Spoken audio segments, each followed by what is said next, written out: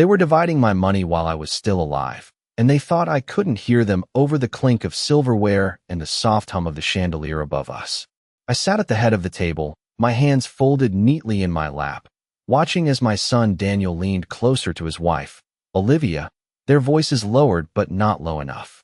The dining room looked exactly the way it always had, polished mahogany reflecting the warm light, crystal glasses lined up with precision, every detail carefully arranged the way I had done for over 30 years. But something was different that night. Something cold had settled into the space where warmth used to live. Olivia's voice came first, soft but sharp, like a knife wrapped in silk. She spoke about numbers, about what made sense, about how much easier things would be if everything were consolidated. She didn't say my name. Not once. Daniel nodded beside her, his expression tight, his eyes avoiding mine. I watched the way his fingers tapped against the table, a habit he had as a boy whenever he was nervous. Only now, he wasn't nervous about hurting me. He was nervous about getting caught. I didn't interrupt. I didn't ask questions. I simply listened. The small recording device in my cardigan pocket felt heavier than it should have, as if it understood the weight of the moment better than I did. Olivia continued, her confidence growing with every sentence. She spoke about the house as if it were already hers, about selling it, about moving forward, about what was practical at this stage. That phrase lingered in the air. At this stage, as if my life had already been measured, categorized, and quietly dismissed. I kept my face still, my expression calm. I had learned long ago that silence reveals more than anger ever could. Daniel finally spoke, his voice low, almost hesitant, but the words were clear enough. He agreed with her. He always agreed with her. I remembered a time when he used to look at me for guidance, when his voice would soften when he said, "Mom," as if the word itself carried comfort. Now, it sounded distant, like something he no longer needed. Olivia reached across the table and placed her hand over his, a gesture that might have looked loving to anyone else. To me, it looked like control. She squeezed gently, and Daniel nodded again, as if sealing an agreement that had already been made long before tonight. I let my eyes drift briefly to the place setting in front of me. My plate remained untouched. The food had gone cold, but I hadn't noticed when it happened.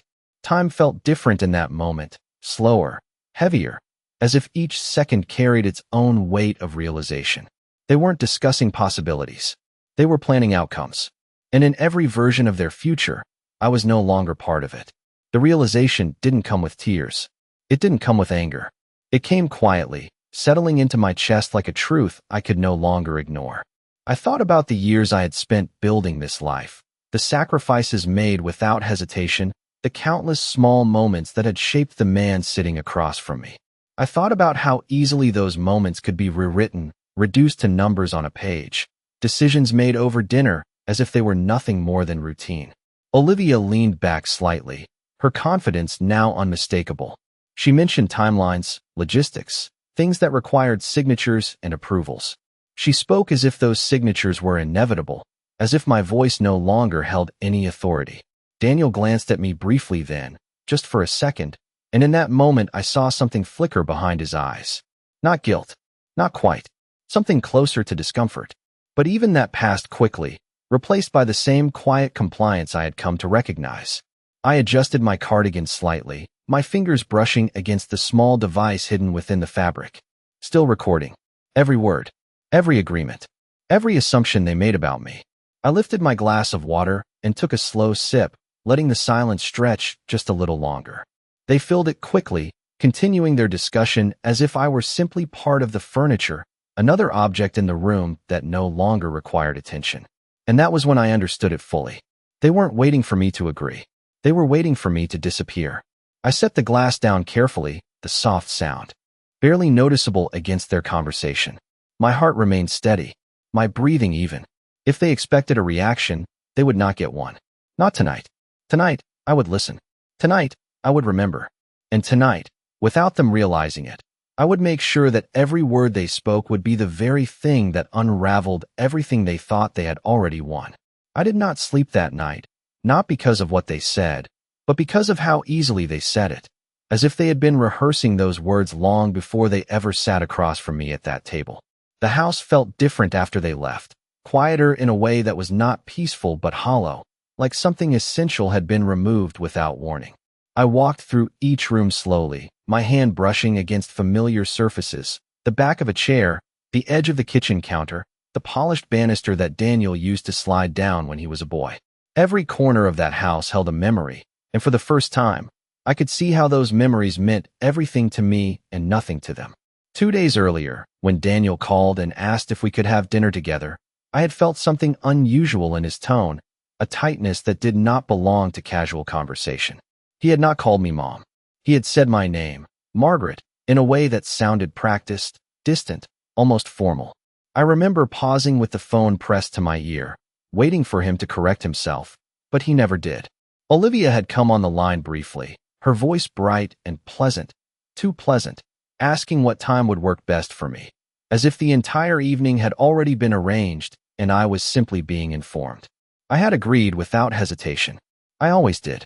That morning, I woke up earlier than usual, the sunlight filtering through the curtains in thin, pale lines across the bedroom floor. I sat on the edge of my bed for a long time, listening to the silence, noticing how the house no longer echoed with the small, familiar sounds it once did. No footsteps upstairs. No distant laughter. Just stillness. I moved through my routine carefully, making coffee, setting the table, preparing a meal that I knew Daniel used to love. Roast chicken, mashed potatoes, green beans with a touch of butter, everything measured, everything familiar. It felt important to keep things normal, even if something inside me already knew that normal had been slipping away for quite some time.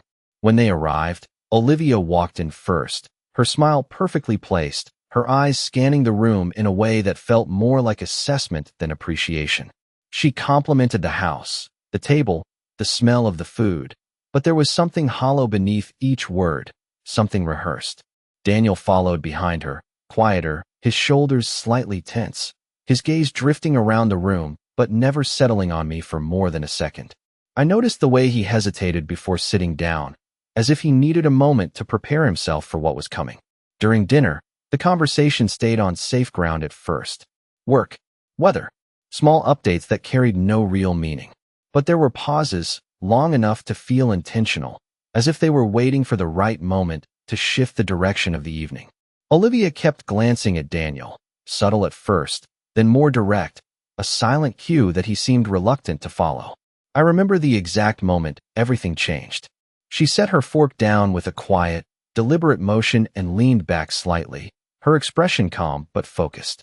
She did not look at me when she began speaking. She looked at Daniel, and that was when I understood that whatever they were about to say had already been decided. I felt it before I heard it, a shift in the air, a subtle tightening in my chest that had nothing to do with fear and everything to do with clarity. This was not a conversation. This was a plan, and I was the only one at the table who had not been invited to participate in it. That was the moment I made my decision, not out of anger, not out of panic, but out of something quieter and far more certain. I would not interrupt them. I would not defend myself. I would let them speak, and I would remember every word. The next morning, I did not rush into anything, because I knew that whatever they were planning had not started that night, and it would not end quickly either, so I moved through my day with the same quiet rhythm I had always kept, making my coffee, opening the curtains, letting the light fall across the same kitchen table where I had sat for decades. But now I noticed things I had never paid attention to before, the way certain drawers had been slightly out of place, the way a stack of documents near the corner had been shifted just enough to suggest someone had looked through them recently. And I did not need to ask who, because there was only one person in that house who moved with that kind of careful curiosity. I picked up the papers slowly, not because I was surprised, but because I wanted to see how far this had already gone, and what I found was not dramatic or obvious, just small details that would have meant nothing to anyone else. A utility statement placed on top instead of inside the folder, a copy of a property tax document that I had not taken out, a bank envelope that had been opened and resealed with far less care than I would have used, and I stood there for a moment, holding those pieces in my hand, realizing that this had not been a sudden idea formed over dinner. This had been building quietly, step by step, while I continued to believe that my home was still mine in every sense of the word. I placed everything back exactly as I had found it, not correcting anything, not fixing the order, because I wanted them to believe I had not noticed. I wanted them to continue exactly as they had been, uninterrupted, confident, and careless, because people reveal the most when they think they are safe. Later that afternoon, I received a call from someone I had not spoken to in months, Mr. Harrison, the attorney who had handled my late husband's estate. His voice was steady, professional, but there was something beneath it, a hesitation that made me listen more carefully than usual. He asked how I was doing, how I was managing things on my own, and then after a brief pause, he mentioned that someone had recently contacted his office asking general questions about asset transfers and ownership structures. Nothing specific, nothing that violated any confidentiality, but enough to raise concern given the timing. I did not ask him to explain further, because I already understood. I simply thanked him for letting me know and ended the call with the same calm tone I had used for years. But when I set the phone down, I did not feel shock. I felt confirmation, a quiet alignment between what I had heard the night before and what was now being verified from the outside. I walked to the living room and sat down in my usual chair, the one positioned just beside the window, and I allowed myself a moment to think, not about what they had done, but about what I needed to do next, because this was no longer about emotion. It was about clarity, about protecting what I had built, about understanding that the people I had trusted most were now acting in ways that required a different kind of response. I reached into the drawer beside me and took out a small notepad, something I had used for grocery lists and reminders, and for the first time, I began writing something else, not accusations, not questions, but observations, times, dates, small details that could be easily dismissed on their own, but together formed a pattern that could not be ignored. I wrote down the conversation from the night before as accurately as I could remember it, the phrases Olivia had used, the way Daniel had agreed without looking at me, the specific words that had turned a family dinner into something else entirely. And as I wrote, I noticed something unexpected. My hands were steady. There was no shaking, no hesitation. Just a quiet certainty that I was finally seeing things as they truly were.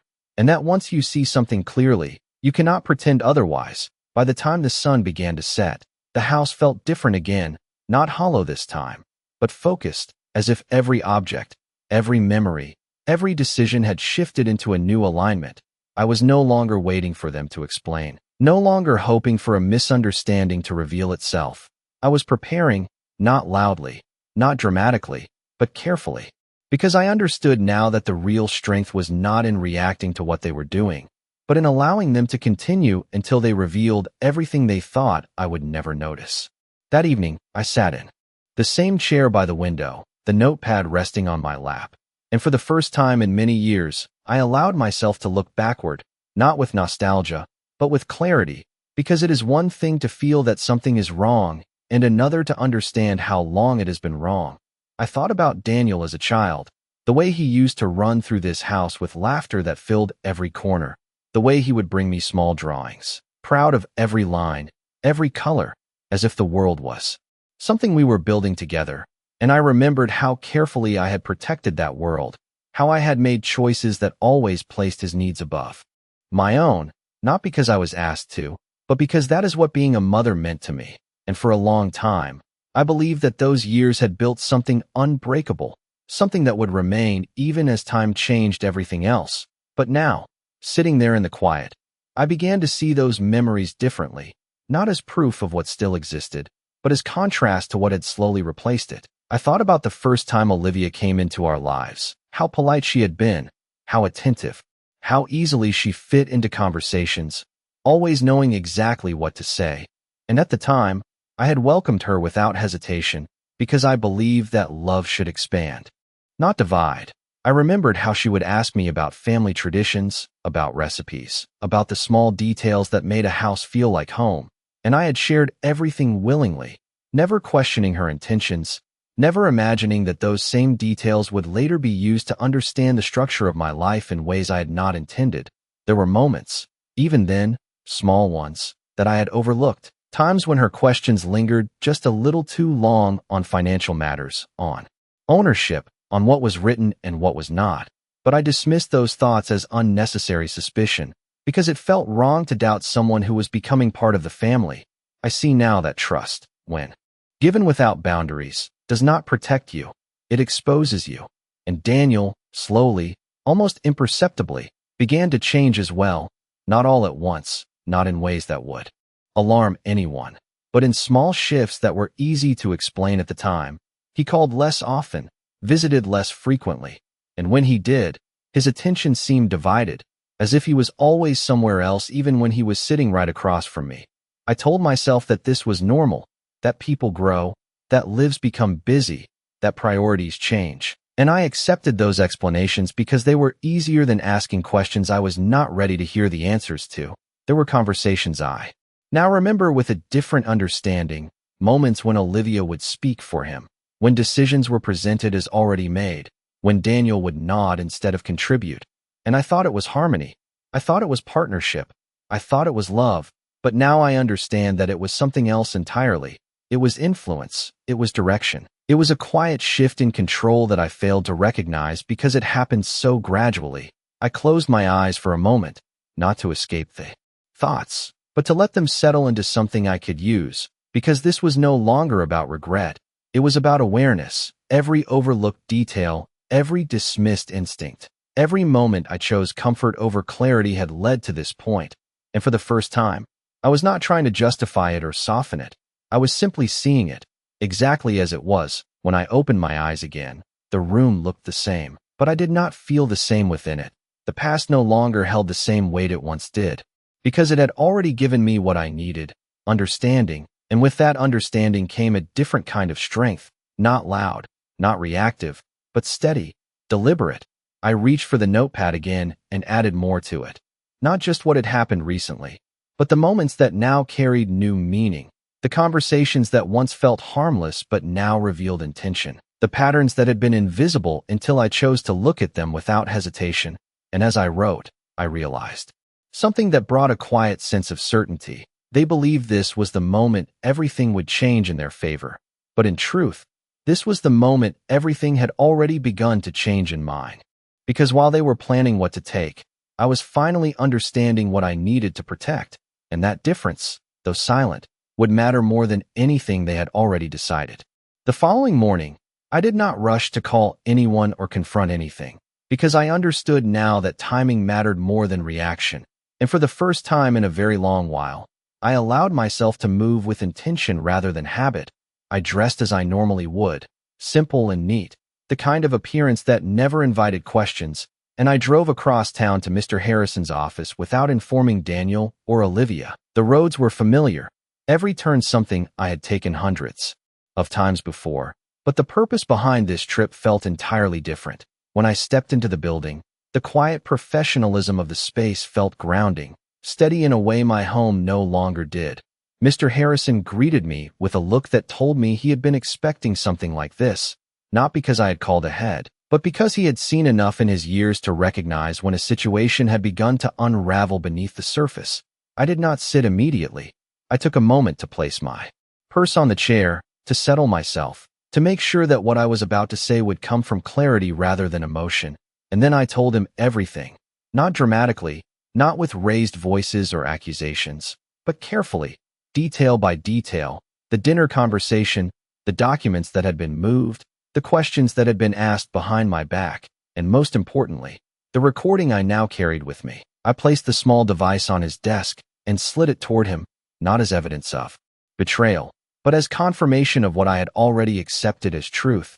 He listened without interrupting, his expression composed, his hands folded in front of him, and when I finished, there was a brief silence, not uncomfortable, but deliberate, as if he was allowing the weight of what I had said to settle into something actionable. He asked a few questions, precise ones, about timelines, about access, about who had knowledge of which accounts, and I answered each one with the same steady tone I had maintained from the beginning, because by now, I was no longer trying to understand what had happened. I was preparing for what needed to happen next. He explained to me that there were protections already in place, documents my husband had arranged years ago that I had not fully considered at the time, clauses that required respect, conditions that could not be ignored without consequence. And as he spoke, I realized something that brought a quiet sense of reassurance. I was not as vulnerable as they believed me to be, not legally, and certainly not emotionally anymore. We discussed options, not in terms of revenge, but in terms of control, how to ensure that decisions remained in my hands, how to prevent unauthorized changes, how to document everything in a way that could not be disputed, and I agreed to each step without hesitation, because hesitation was no longer useful to me. Before I left, he looked at me in a way that was both professional and personal, and he said something that stayed with me long after I walked out of that office. He said that clarity is the most powerful position a person can have, because once you see the truth, you cannot be manipulated by illusions anymore.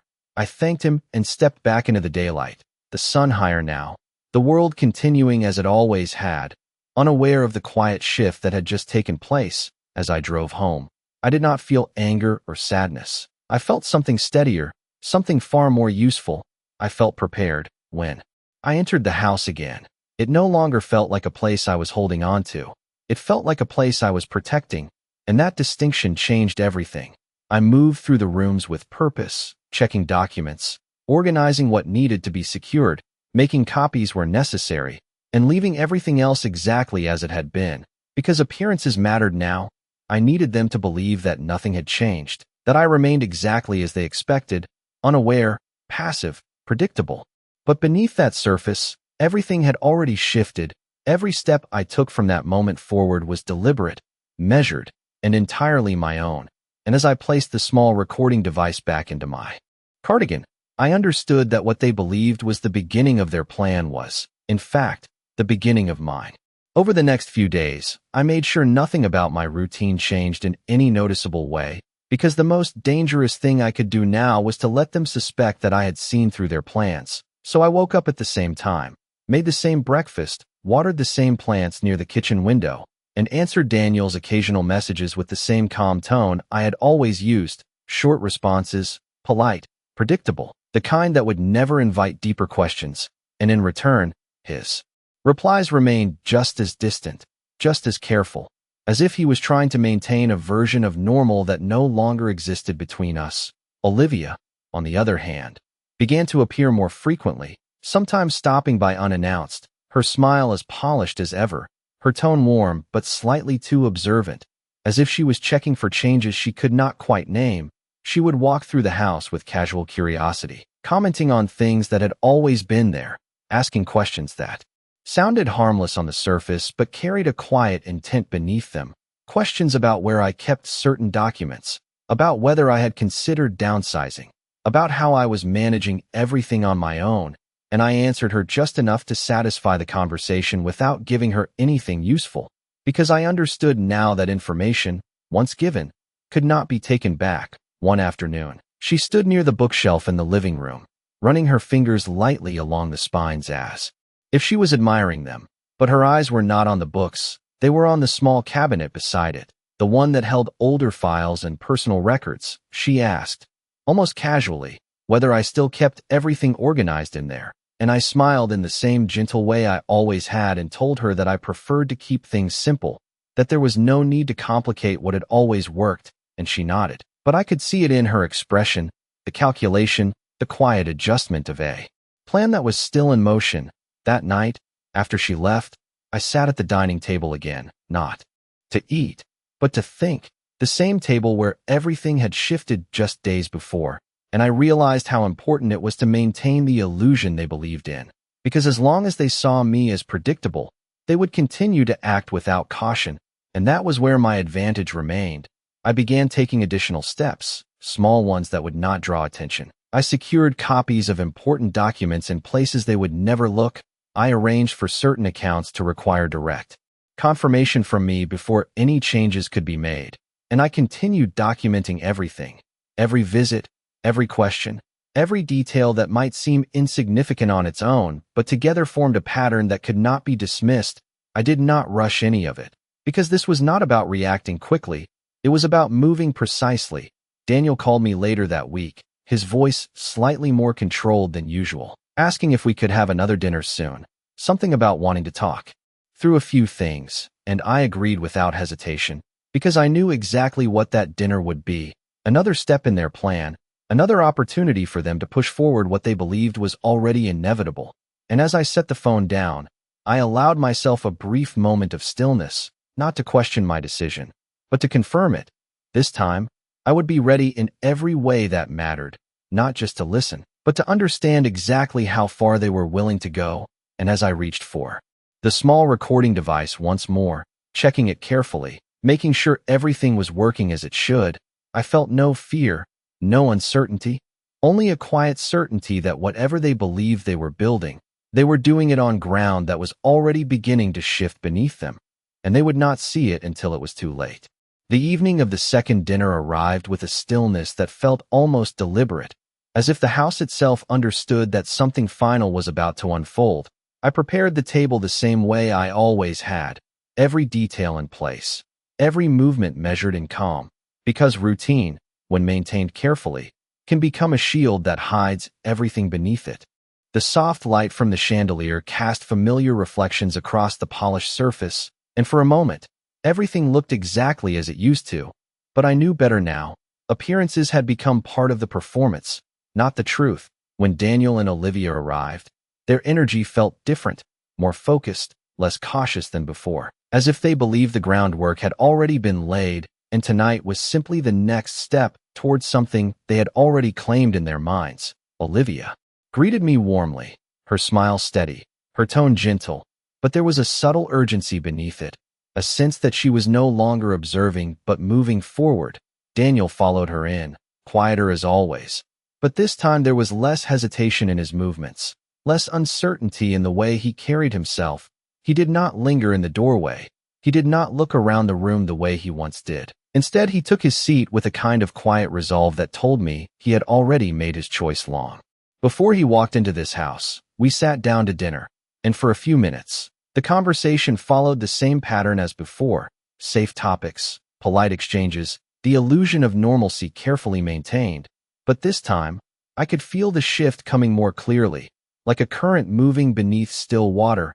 Olivia was the one who initiated it again, setting her fork down with that same controlled precision, leaning back slightly, her posture relaxed but intentional. She glanced at Daniel, a brief look that needed no words, and then she began, her voice calm, measured, confident. She spoke about the future, about how things needed to be simplified, about how managing a large property alone was not practical at this stage. The same phrases, the same tone, but this time, there was no hesitation in the way she presented them. Daniel nodded as she spoke, his agreement immediate, almost rehearsed. And when he finally added his own words, there was no softness left in his voice, no trace of the uncertainty I had once seen. He spoke about responsibility, about what made sense financially, about how it would be easier if decisions were made sooner rather than later. And as he spoke, I realized that this was the moment they had been working toward, not a discussion, not a suggestion, but a conclusion they expected me to accept without question.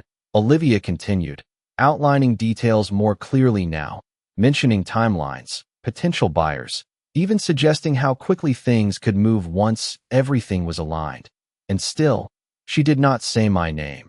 She spoke as if I were already removed from the equation, as if my presence at the table was nothing more than a formality that would soon no longer be necessary. I listened without interrupting, my hands resting calmly in my lap, my expression unchanged, because this time, I was not simply observing, I was confirming every word, every assumption, every decision they revealed without realizing it. The small device hidden within my cardigan recorded it all, quietly, steadily, without drawing attention. Daniel leaned forward slightly, his voice lower now, more direct, and that was when he said it, not loudly, not harshly, but with a kind of finality that carried more weight than anything else. He said that it would be better if I considered moving somewhere more manageable, somewhere that suited my stage of life. And in that moment, the meaning behind everything became unmistakable. They were not planning around me. They were planning without me. I let a brief silence settle over the table, just long enough for their words to linger, for the weight of them to become undeniable, and then I reached for my glass, taking a slow, deliberate sip of water, maintaining the same calm I had carried from the beginning, because this was not the moment for reaction. This was the moment for completion. They had said everything they needed to say. They had revealed everything they believed I would never challenge. And as I set the glass back down, I understood with complete certainty that whatever happened next would not be shaped by their expectations, but by mine. The silence that followed Daniel's words did not feel uncomfortable to me. It felt complete, as if everything that needed to be revealed had finally been placed on the table, not just their intentions, but their certainty that I would accept them. Without resistance, Olivia leaned slightly forward, her voice softer now, almost reassuring, as if she believed a gentler tone would make their decision easier to absorb. She spoke about options, about communities designed for people at my stage of life, about convenience and care, and how it would all be for my benefit, every word carefully chosen to sound reasonable, to sound kind, but beneath it, there was no question being asked, only a path being presented. Daniel watched me closely this time, waiting for a response, perhaps expecting hesitation, perhaps expecting quiet agreement, the version of me they had come to rely on, the one who avoided conflict, the one who adjusted without protest. I let the silence stretch just a moment longer, not out of uncertainty, but because I understood the value of timing.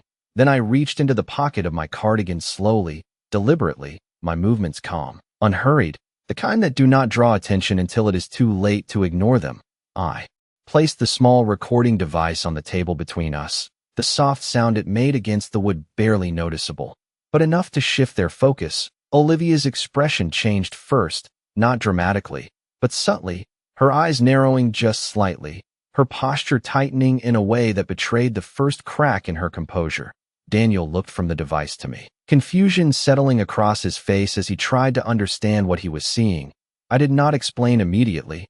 I simply reached forward and pressed the button, and the room filled with the sound of their own voices, clear, unmistakable. Every word they had spoken just moments ago played back with quiet precision. The phrases about selling the house, about timelines, about my stage of life, all of it returning to them without distortion, without interpretation, exactly as they had said it. Olivia leaned back in her chair, her expression now completely still, the confidence that had defined her moments earlier replaced by something more guarded. Daniel did not move at all, his eyes fixed on the table, on the device, on the reality he had not expected to confront so directly. I let the recording continue for a few seconds.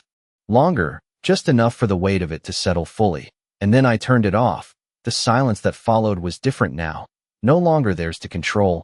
I folded my hands in front of me and looked at them both, not with anger, not with accusation, but with a clarity that required no explanation. I spoke quietly, my voice steady, measured, the same tone I had used throughout the evening, but now carrying a different meaning entirely. I told them that I believed it was important for everyone to understand exactly what had been said and how it had been said. That clarity, once established, could not be undone. Olivia opened her mouth slightly as if to respond, but no words came, because there was nothing left to shape, nothing left to soften. Daniel finally looked up at me, and for the first time that evening, there was no certainty in his expression, only the realization that something had shifted beyond his control. I did not raise my voice. I did not demand explanations. I simply let the moment stand as it was, complete, undeniable. And as I sat there, I understood that this was not an act of confrontation. It was an act of conclusion. Everything they had assumed, everything they had planned, had been built on the belief that I would remain silent without awareness. And now that belief no longer existed, and without it, everything else would begin to change. Daniel was the first to speak, but the words did not come easily to him this time. They arrived slowly, unevenly, as if each one had to pass through something heavier than before. He tried to explain, not what they had said, because that could not be undone, but what they had meant, as if intention could somehow reshape the clarity of what had already been heard. Olivia remained silent beside him at first, her posture composed again, but not in the same way as before. This time her stillness felt calculated, as if she was already shifting to a different approach, waiting for the right moment to regain control of a situation that had slipped beyond her expectations. I listened without interruption, not because I was considering their explanations, but because I understood that this was no longer about what they said. It was about what I had already learned. When Daniel finished, the room fell quiet again, and I could see it in his eyes, the uncertainty, the realization that he was no longer guiding the outcome of this conversation, I reached for the device once more, not to play it again, but to hold it, a simple reminder of what could not be denied. And then I spoke, my voice steady, calm. Carrying none of the emotion they might have expected, I told them that there would be no further discussion about selling the house, no conversations about timelines or transitions, because those decisions were not theirs to make. I explained that I had already taken the necessary steps to ensure that everything remained exactly where it was, protected, documented, and beyond unauthorized change. Olivia's expression shifted slightly at that, not dramatically, but enough to reveal that this was not the direction she had anticipated.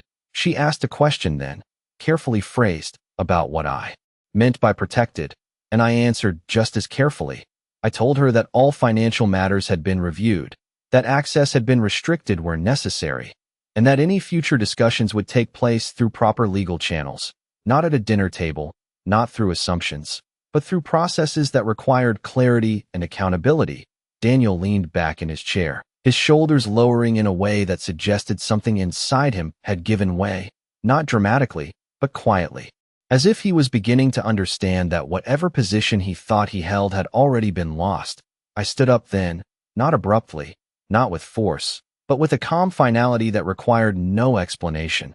The conversation had reached its natural end, not because everything had been resolved, but because everything that mattered had already been established. I gathered the plates from the table, moving with the same deliberate care I had always shown, because even now, I would not allow disorder to define my actions. Olivia watched me closely, perhaps waiting for a different reaction, something emotional, something she could respond to, but there was none, only the quiet certainty of someone who had already moved beyond the need to argue. Daniel remained seated, his gaze lowered, his hands resting motionless on the table, and for a brief moment, I saw a reflection of the boy he once was, uncertain, unsure, but that moment passed quickly, replaced again by the distance that now defined him. When I finished clearing the table, I turned to them once more, not to continue the conversation, but to close it. I told them that they were welcome to visit as family, not as decision makers, not as planners of something that did not belong to them, and that any further attempts to interfere would be addressed accordingly. My tone did not rise. It did not need to, because authority, when grounded in certainty, does not require volume.